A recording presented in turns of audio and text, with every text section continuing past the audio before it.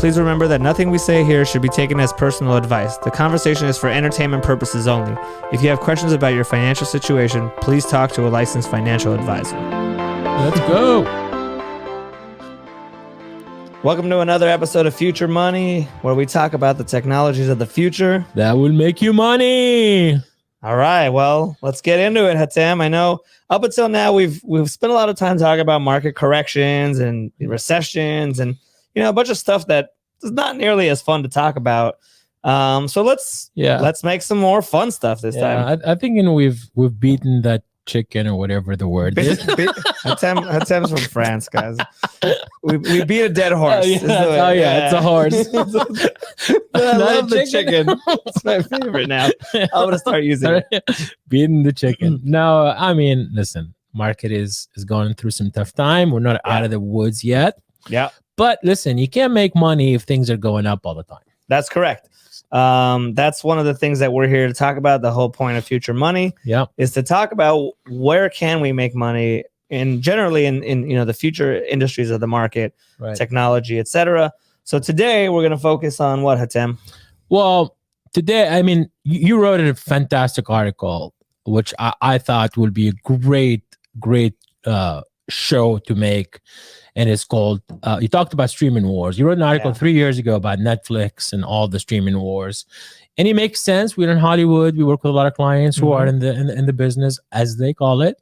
and your article was spot on 3 years ago and even more spot on. So I wanted to talk about that. I wanted to kind of discuss the streaming wars, what's happening, who's winning, who's losing, where are we going, and really kind of figure out if there is some opportunities for us to take advantage of. Totally. And obviously, we do a lot of research in at GK, and some of the articles that we write are really kind of the research that we spent time, and you spent a lot of time researching some of these companies and so forth. So I thought it would be a great idea to do it. Yeah, totally. Well, thank you, first of all. We try to make our research not just insightful and in depth, but also fun, and not just a lot of financial stuff is very tough to read, even for us sometimes. So to talk about what Hatem's talking about in 2019, for those of you who have heard this show before, who know me, I'm a huge history buff. Roman history in particular, Roman and Greek history, to me, the classics.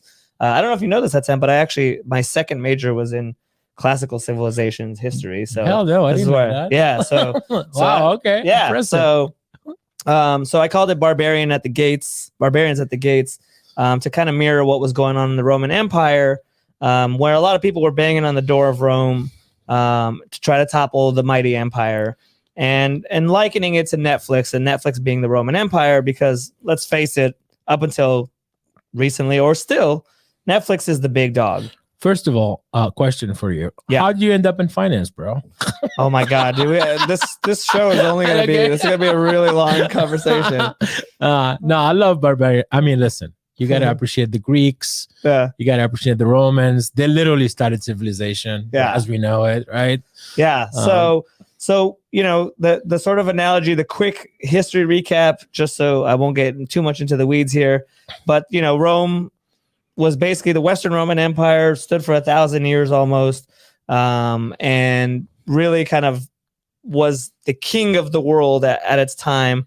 And in 2019, the article I wrote was basically was this sort of the peak of the Roman Empire. And I equated it to what a lot of historians call the golden age of Rome, which kind of ended in 180. If those of you guys who saw the movie Gladiator, you remember the Emperor Marcus Aurelius. Yeah, he was kind of the last of what they called the good emperors, and what most historians consider the peak of Roman civilization. And so that was where I thought personally Netflix was at the time. Yep. And this is, by the way, 2019. Yep. It was pre-pandemic. So I was off by like a year or two because of the pandemic, but Listen, we never said investing is about figuring out the right time. Yeah. So to be fair, the Romans had like hundreds of years. I had like one. Okay. But it was almost right. So the civilization basically lasted for the Western Roman civilization lasted for 300 more years after that. Yeah. So that was the idea of the first article, that this might be the peak. And who are the so-called barbarians knocking down the doors of Rome? And that is the big streamers that we've talked about, that we will talk about. And this new article was really like, okay, now some of them is actually battered down the gates and are now infiltrating the city. I mean, 72% drop for Netflix stock. Yeah, in 2 that's months. crazy. That's definitely so this one was barbarians sacking the city, basically. literally. So that's what we're going to talk about. Netflix is still the big dog. They, going back to kind of what happened this year, as Hatem said, over a 70% drop in the stock, on what were not great numbers, but what we feel might be kind of an overreaction of what's happening. Let's start with kind of the streaming landscape, right? Like I think it's important to kind of begin begin at the beginning. How Rome started, right? So Netflix started what, in 2000? In 2000, really, and I would say really in 2000, maybe 9, 10 is kind of really when they actually started to become a thing. Yeah. So this is one thing, by the way. Great companies are built during recession. Yeah. So that's also another thing that's really important. But Netflix arguably changed the world. Yeah, right? for sure. For streaming, for entertainment, for so many things, right? Starting basically shipping CDs and DVDs. Yeah. Now they have basically the biggest arsenal or the biggest budget in the entertainment world. Yeah, correct? For sure. Yep. Yeah. So there's no question. So Netflix built this game, right? They're the ones who created the streaming service. I remember very vividly when I was 15 years old, I had a conversation with my friend in high school. And I said, one day I'm going to be able to, we went to Blockbuster, ready? Throwback. Yep. We went to Blockbuster and I'm looking at the wall and I go, one day we're going to be able to have all these movies somewhere digitally and we're going to be able to watch them whenever we want. Yeah. And in welcome to the cloud. Yeah, exactly. Circa 2010, 11, right? Netflix changes from becoming a delivery of CDs, DVDs, to a streaming provider, mainly because broadband internet allowed it to be a thing at that point. Yeah. So now that basically Netflix is a verb, right? Yeah. To Netflix, to and chill. And chill. Is that still a thing? That was like 5 years ago. No, I think it is. It is a thing. Yeah. I think the kids are too cool for Netflix. Yeah. Are they? Is it over? Is the game over for Netflix? So, I don't know if I don't think the game's over. I think maybe before we decide and make a decision on whether Netflix is over or not. Okay, I don't want to go there. Let's not go there, but let's talk about, who they are, what they do, and who are the barbarians knocking at their door. Right. So let's start so Netflix itself, right? What do they have going on? They have 220 million subscribers roughly. Yep. This is after a dismal, Q2 in this. They lost 200,000 subscribers. That was so at the beginning of the year. They lost 700,000 in Russia. Let's put that in perspective. Totally. So, but at the beginning of the year, the stocks are right. The tech market's been wrecked. If you're missing earnings, you're just getting obliterated in this market. But at the recording of this, tech is down 56% this year. Yeah, I read somewhere that 1 in 5 stocks is down 80%. Some absurd number. Yeah, the worst is priced in. Let's just call it. So Netflix is not, so they lost 200,000 subscribers. And what was really bad in the last earnings call is they said that they were possibly going to lose 2 million subscribers in this quarter. Guidance. And that's really what sent the stock kind of off a cliff a second time. Yeah. Nobody's going to blame Netflix for being good at guiding. Yeah. That's for sure. And so maybe hopefully their numbers come in a little bit better, but we've gone from in a world of Netflix where it was grow, right? Spend, much like the rest of technology, right? To, okay, now we actually can't just spend indiscriminately, right? And to give you an idea, Netflix spent $18 billion on content this year. Right. Okay. It's spending. Last year, you mean? This year, I think they're saying they're going to spend 18 billion. Last year, I think it was 17. So 17, they're 18 slowing, is a good number, right? So they're slowing. Normally, they were ramping up at a crazy pace. Yeah. But once you put that in perspective, though, if you think that the company brings in Right. about 7 billion a quarter in Right. revenue. Right. Because their business model is a lot different from any other entertainment company, Correct. which they know how many subscribers they have. Yep. They know they can charge $20 a month or whatever the number Yep. is. So you have an X amount of money and you're going to spend that on content. Right. A couple of things is, a lot of their growth is coming internationally. They're less profitable than the American subscriber. Right. So Netflix is now kind of doing what a lot of companies who have reached kind of a maturation point, which is now it's about defending the moat. Yep. Cutting costs. Yep.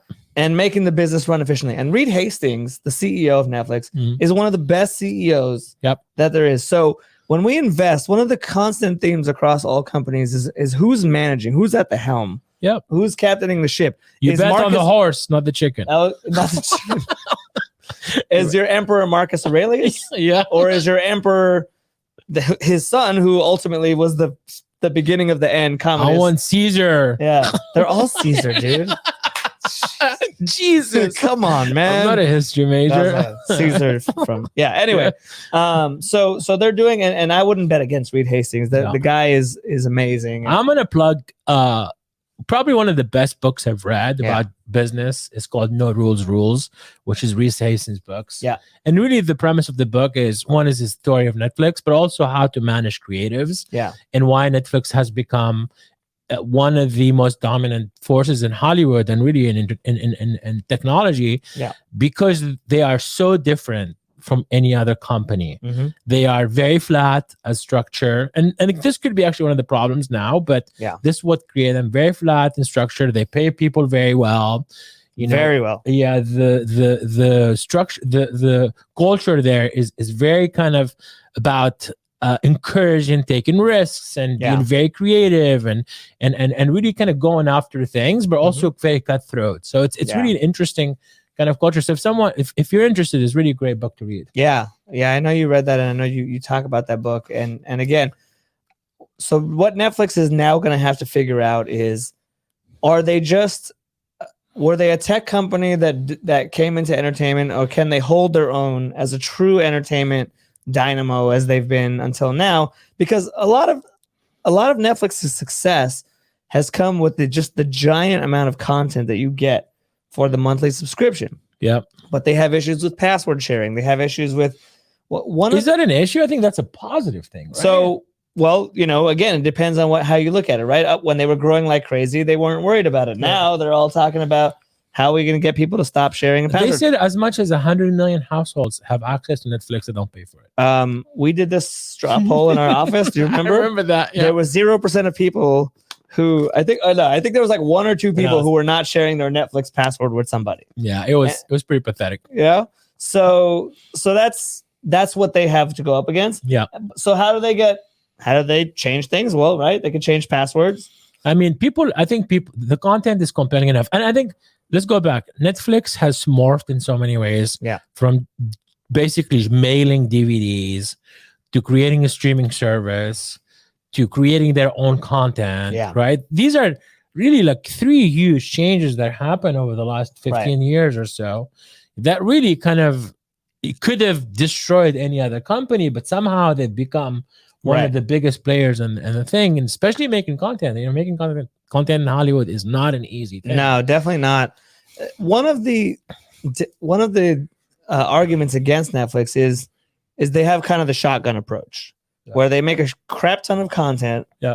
And they'll get a hit here and there. They spend a lot of money to put out a few big hits, like a Stranger Things, why can I think of another one at the moment, which is a little bit of Squid Games, right? Yeah. They just announced season 2 of Squid Game, versus like the HBO model. But isn't that though, because they have such a wide demographic of users all across the globe? Yeah. They cater to, they have so much analytics and data about who watches stuff that they can afford to make small content that maybe is not appealing to everyone.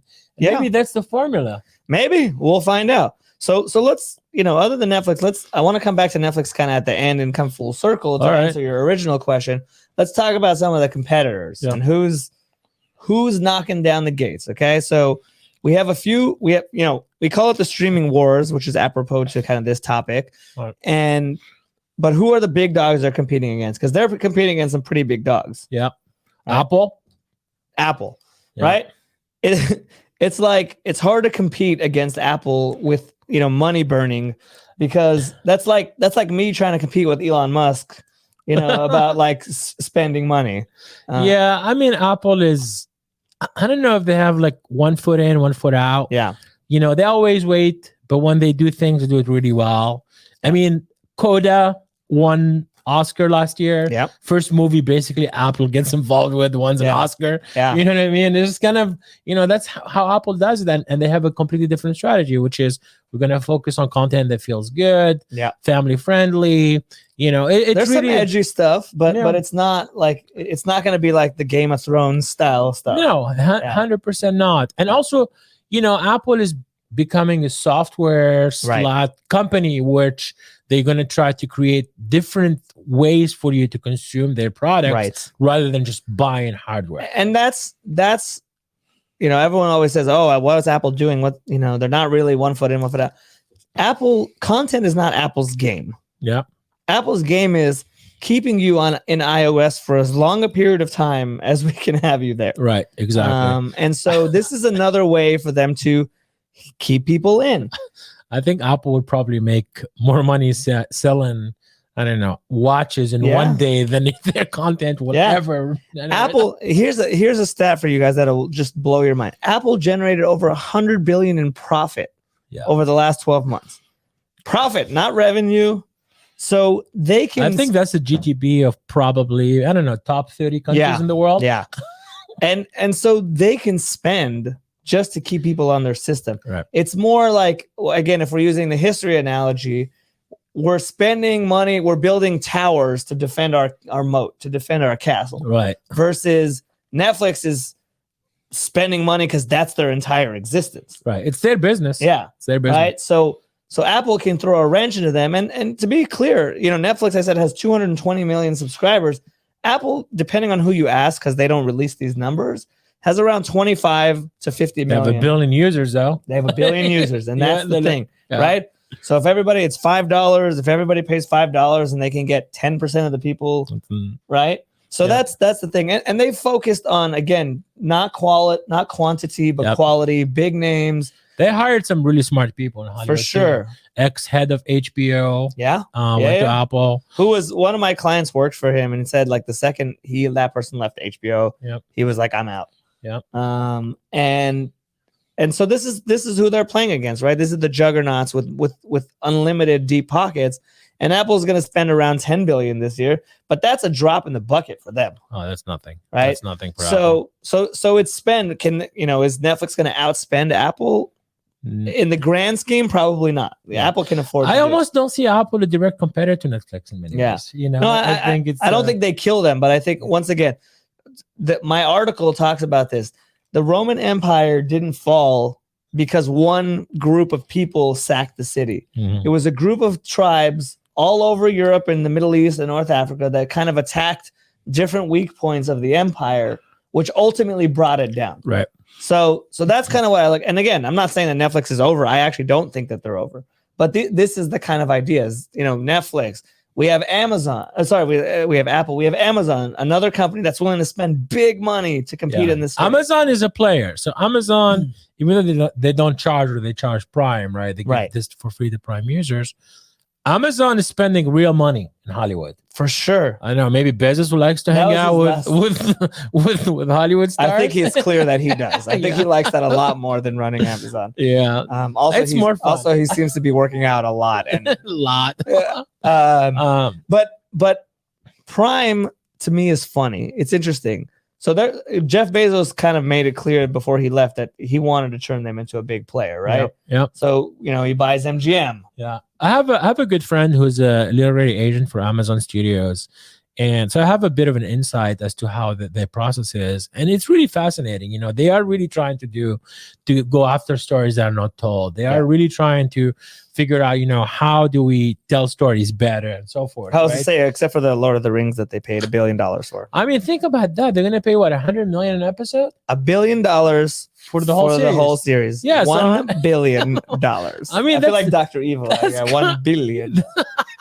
I mean, that's gonna be amazing, dude. I hope They may recreate the dinosaurs or Dude, something. of course, I hope. Yeah. I mean, they created this series, The Wheel of Time, which I was never a fan of this book series. Apparently it's a fantasy book series that was very popular. They tried to Game of Thrones it, right? To sort of build on that. And I watched 3 episodes and it was terrible. Yeah. It was so bad. And I kind of feel, I joke, I have my Samsung TV remote and it has the 3 buttons for streaming. It has Netflix, it has Hulu, and it has Prime. And I'm gonna say the Prime one doesn't get used as often as the other one. I just watched a show that I actually liked on Amazon. It's with what's his name? Brolin. It's about Josh cowboy. Brolin? Yeah, Josh Brolin. It was a really good show, actually. It's almost like a comedy cowboy situation, Yeah. Not comedy, fantasy cowboy, and it was great. It was What's good. it called? I forgot the He name. doesn't even remember Sorry. the name. That's my point, guys. All All right, let's move on. But Amazon. they bought MGM Studios. I think this is a big thing because they spent $8.5 billion on this. Yeah. Ross doesn't like this, but I thought they bought a bunch of IP that is going to be great. What's good IP from MGM? Oh man, James Bond. James That's Bond. the only one I could think of. They don't own. Oh, dude, they have. They don't even own that part. No, they own the earlier versions, but they can create some more. Got it. Some more. They own a ton. There's over 3,000 movie titles for MGM Studios. I'm sure there's some good IPs. I'm sure there's good IP, but it's $8.5 billion. So it's a big sum. Yeah, I mean, you. But that being said, I mean, again, Netflix is spending $18 billion this year. But listen, also it's MGM Studios. It's one of the most storied studios in Hollywood, right? Yeah. Like you're a big player now. You own MGM For Studios, sure, for sure. But the question is what is the direction that Amazon is taking this in? Do they really want to be a streaming service? Or is this, once again, the Apple model where you're just trying to keep people in the ecosystem? I think the Apple model, but also at the same time, Amazon is a conglomerate. They're known for shipping products, but also the biggest arm of Amazon is AWS. And now you have entertainment, right? And they have the cloud to support that entertainment. Yeah.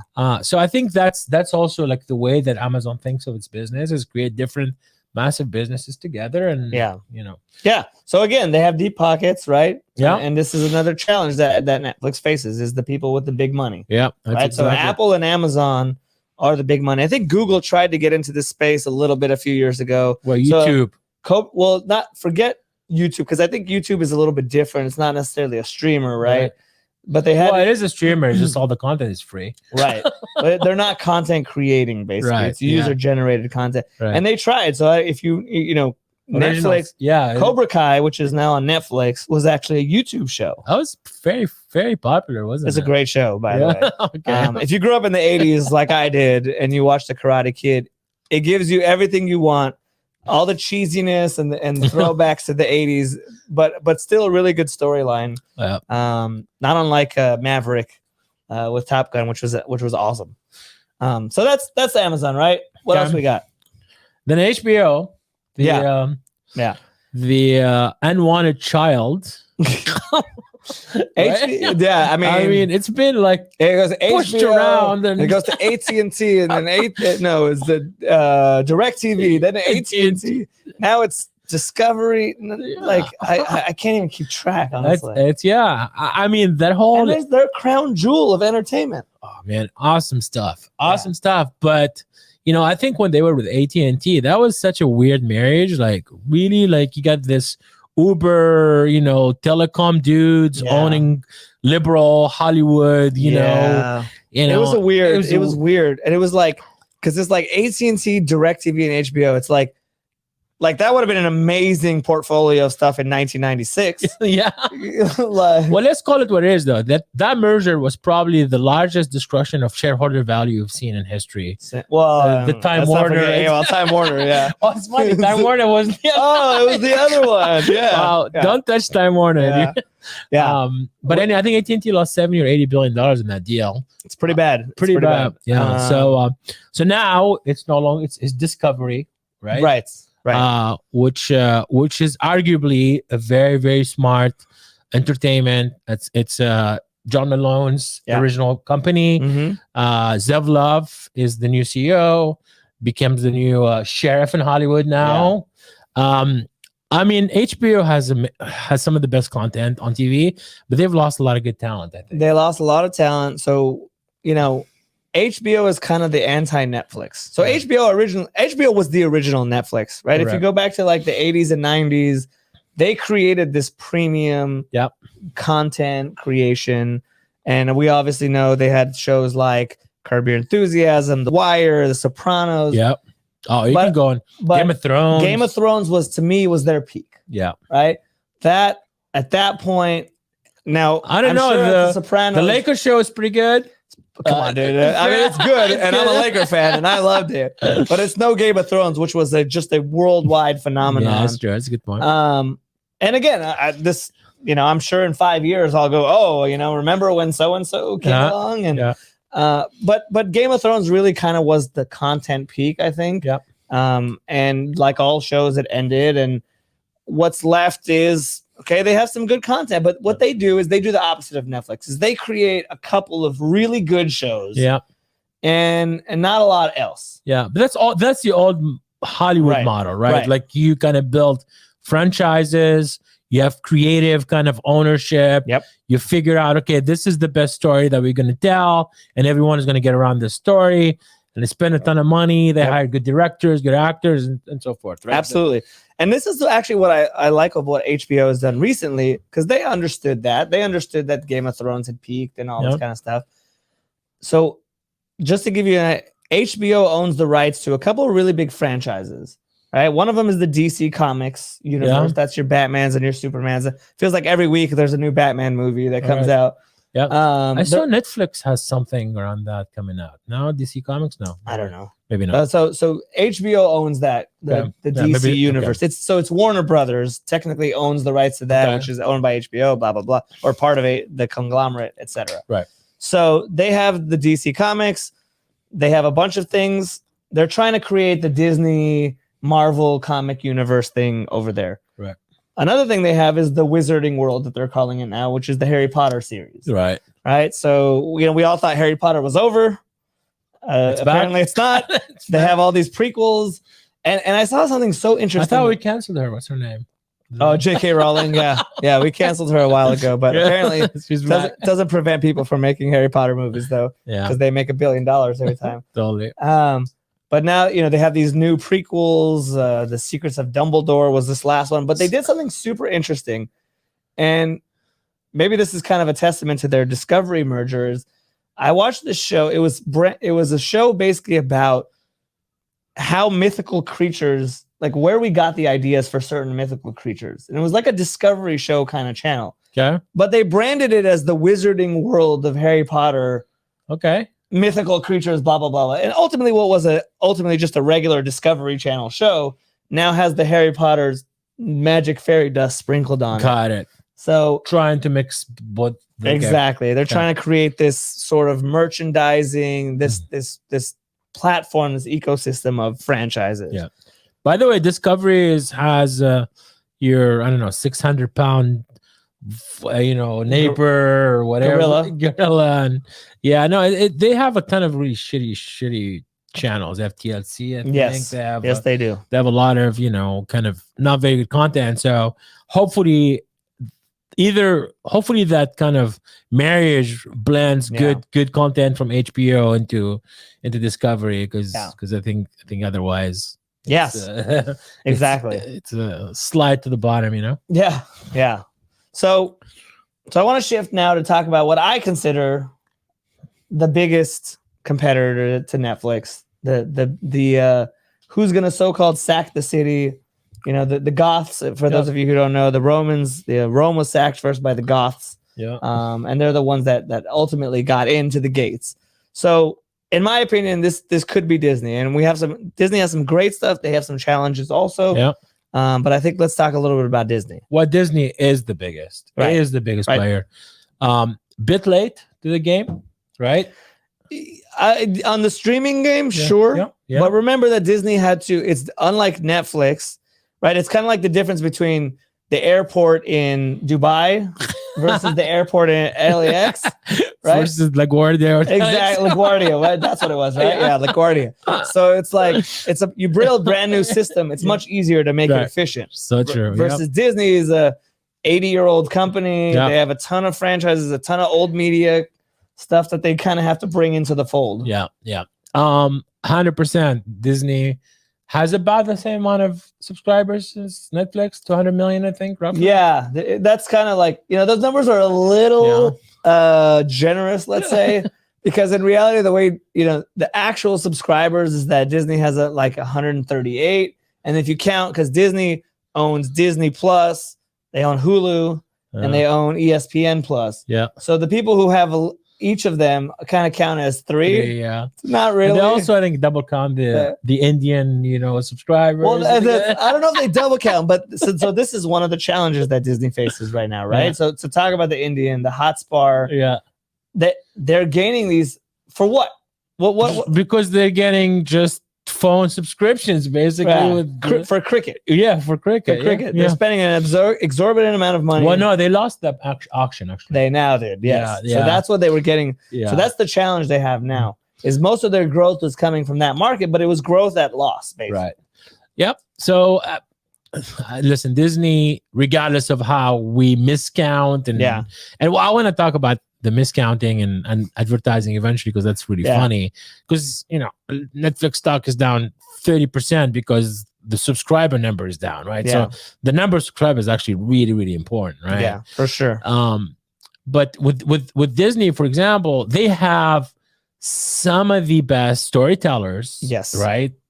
Arguably. Right. Yeah. Every movie we talk about this. Every movie they make is just insane. I don't understand how they do it and for how long they've done it. Yeah. I just don't get it. But also you got Pixar, Lucasfilm, Star Wars. Yeah, Lucasfilm, Star Wars. Like, it's Marvel Comics. I mean, come on, like Disney Animation, which is obviously the traditional. Now we have, we have Hulu now on top of that. Yeah. ESPN, right? Yeah. What I love about Disney is what none of the other streamers have. Yeah.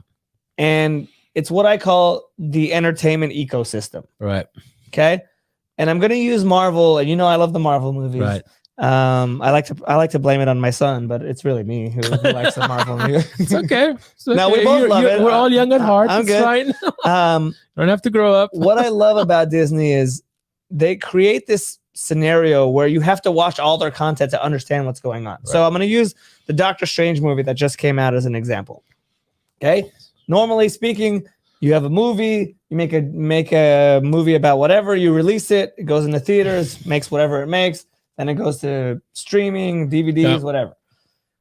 Disney, in order to understand what's happening in the new Doctor Strange movie, you had to have seen WandaVision, which is a Disney Plus show. Okay. Yeah. You had to have seen Spider-Man No Way Home, which was a previous Disney Sony collaboration.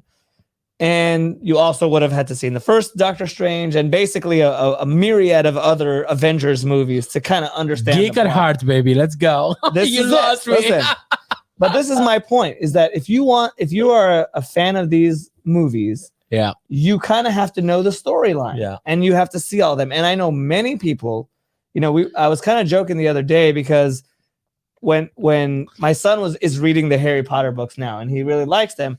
And I felt like that was the first thing that kind of morphed the geek world into the normal world. And then Marvel really kind of brought it home. Yeah. And so this is the world we live in now, is all these movies are what people are going to see in the theaters. So Bob Iger, arguably one of the best entertainment CEOs in history. Yep. No longer part of Disney. Right. Does that worry you a little bit? Yeah. Listen, it hurts to not have Bob Iger. Bob Iger was a visionary. Yeah. He bought Marvel in 2008 for $4 billion. They've probably generated 10x that amount. He bought Lucasfilms for $4 billion. They've probably generated 5x on that. Yeah. Right. So it's hard for somebody to be a visionary like that. And I feel bad for Bob Chapek because he had to fill some pretty big shoes in an ever-changing, ever-dynamic media landscape now. There's also some big turnover. I think the head of their TV left this week. Yeah.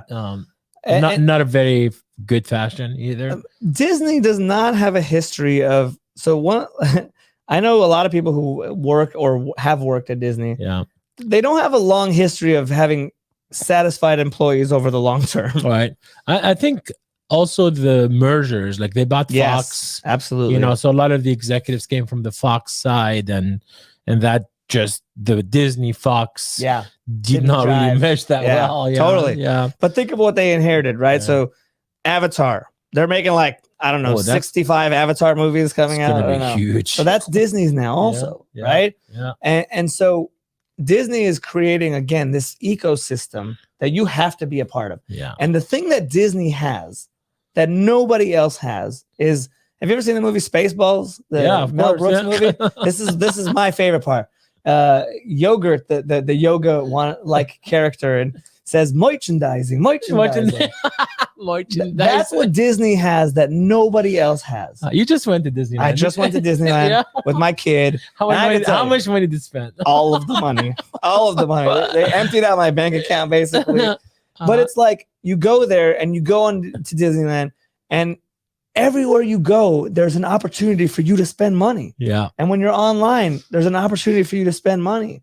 And so the branding, so the biggest threat that Disney poses to everybody else is, if I'm Netflix and I make the most popular show I've ever made, which is Squid Game. Yeah.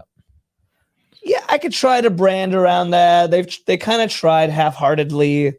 Yeah, you don't have a theme park to go to. You don't have a theme park. There's no Squid Game ride, and there should be ultimately. Yeah, the life of the IP of a Disney is forever. It's just insane. It's forever. We went on the freaking snow. We went to Sleeping Beauty Castle. Okay, that's like 100-year-old. This is like 100-year-old product. Yeah. Honestly, the branding is forever. Avengers Land, Star Wars Land. By the way, Star Wars Land, I've never been. Dude, I've been Obi-Wan, man. I've been watching that. Dude, Obi-Wan's so good. It's so good.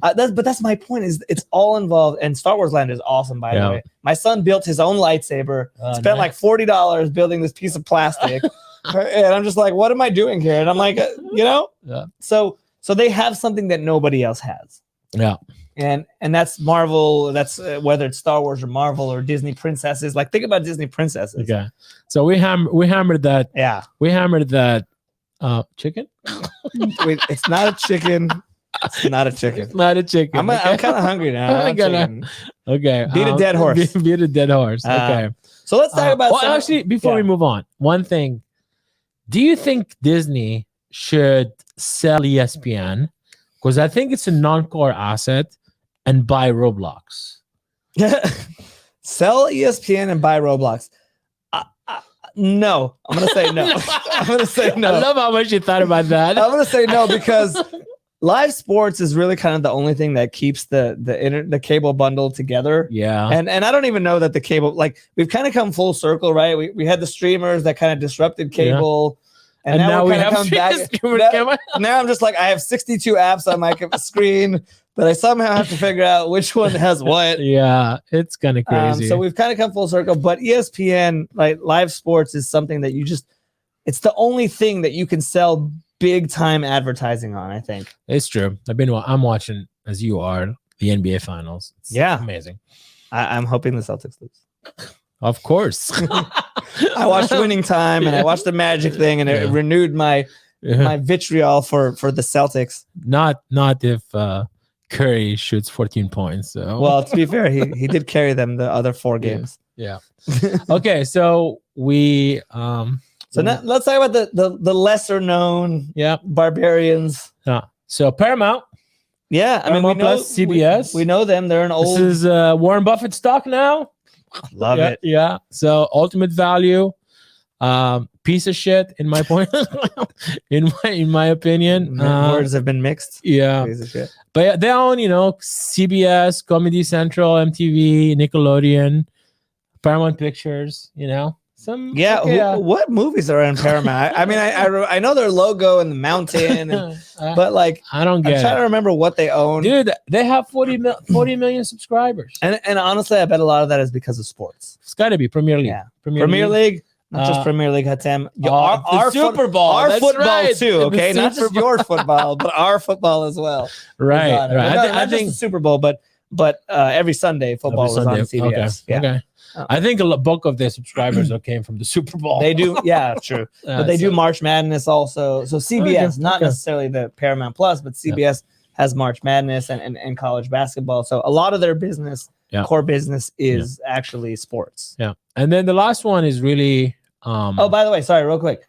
They have a lot of those network shows that maybe you or I don't watch a lot of that are huge successes. Yeah, that's your CSI, your NCIS, and anything that has letters in it. Yeah, they own those, and those are some of the top shows in the world, actually. So you got basically the old networks, correct? Like Peacock, which is NBC, CNBC, Comcast, basically, right? And then Paramount, which is CBS and stuff. They're basically kind of late to the game, and like, oh, we're gonna have our own streaming service, and we're gonna put all of our shitty content into it, and hopefully people will sign up. And Peacock sign up for, like, again, sports. Yeah. The Office. The Office, that's right. They took it from Netflix. That's right. Yeah. It's so right. Office is an NBC show, which belongs to Peacock, which all that kind of stuff. So ironically, the old shows command some of the biggest power in Hollywood right now. Yeah. So okay, so that's the rundown of all the players of Hollywood. Yeah. We gotta give some answers. Like, we gotta tell. Yeah. Like, I think we decided to do this because of your article, but also like, we're trying to make money. We're trying to figure out, is it time for us to buy Disney or Netflix or Paramount? I don't know. I would say that it's the reason it's time to buy Netflix. Yeah. And again, I'm not calling a bottom here. I want to make that part clear. Yeah. But if we're looking at a long-term horizon, okay, Netflix as the Roman Empire is still the Roman Empire. Rome lasted for a very long time. Yeah. And I believe Netflix will too. And at a 15 PE stock, okay, a sub-market valuation, the stock is highly compelling at this valuation. Yeah. Are they going to be the biggest streamer ever for forevermore? I don't know.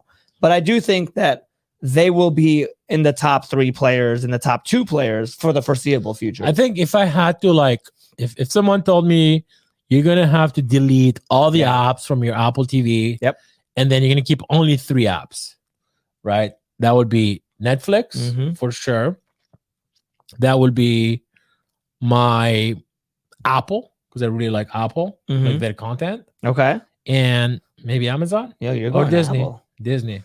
So if you have a kid, Disney definitely beats Amazon. Yeah, I love Obi-Wan, dude. It's so good. I'm telling you. But it's not just that's the thing, that the amount of content that Disney can create. Yeah. Not to beat the dead horse again, but the Marvel universe literally has 1,000 characters in it. Yeah. It's like it's an infinite amount of content they can create, and we already know that they're amazing storytellers. And again, they don't mix thousands of shows. They target. Yeah. We haven't even talked about the Hulu content. Right. Hulu is a great asset, and they have a lot owned by Disney. Owned by Disney, right? So if I had to only keep a couple, like I would like Netflix and Disney. Again, if you have a kid, you know that Disney is definitely one you need to have.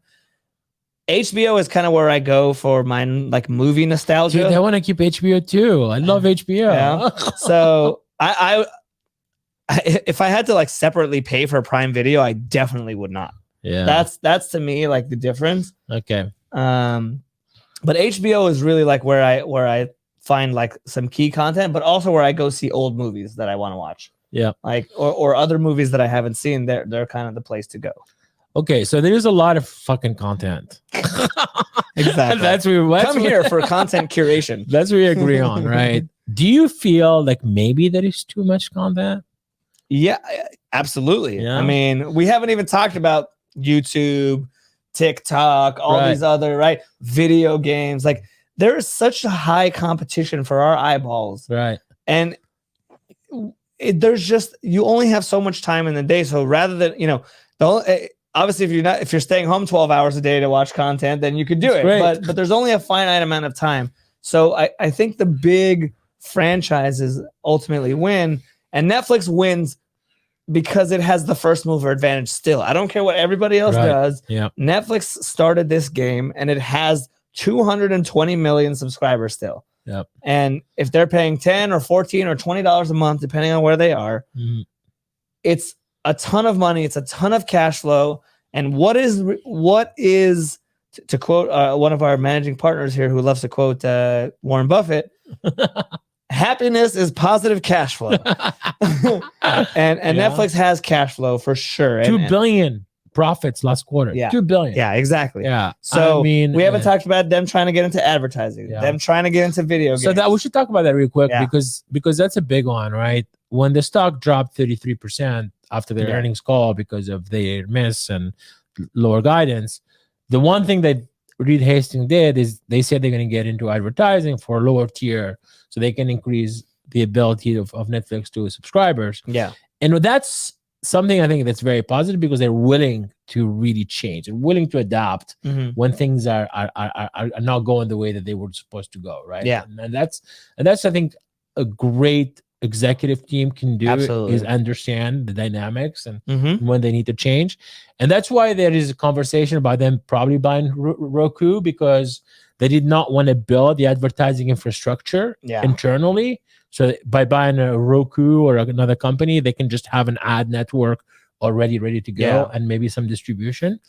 Roku is, I think, what, $14-15 billion company. So yeah, a lot less than cheap. It was a year ago. It's a lot less, It's not cheap still, but I struggle to really understand Roku and why some people are so bullish on this stock, because I really just don't get what makes them different. It's a hardware distribution play initially because they have all the OEM kind of relationships. Yeah. But also they have an ad network. They're able to monetize all the channels that you don't get on Netflix or CNBC and so forth, and just do a rev share with advertising. But doesn't Netflix claim to fame is they have all this data on people and they have all this algorithms and blah blah blah. Like, wouldn't that be the ideal place to be but you for still advertising? You still have to. Well, I mean, the advertising on Netflix would be so much more powerful and targeted. Like they know who you are, what kind of how much money you make. It's going to be amazing.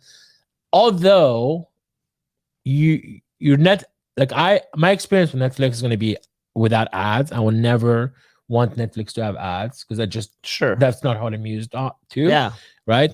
For new subscribers, having that ad network is going to be important. Yeah. Or people who just, lower income people, other places in the world, whatever it is. Right. They're trying it in Chile right now. Yeah. They're trying it in some other countries. Ultimately, advertising, it always ends up with advertising. There, yeah.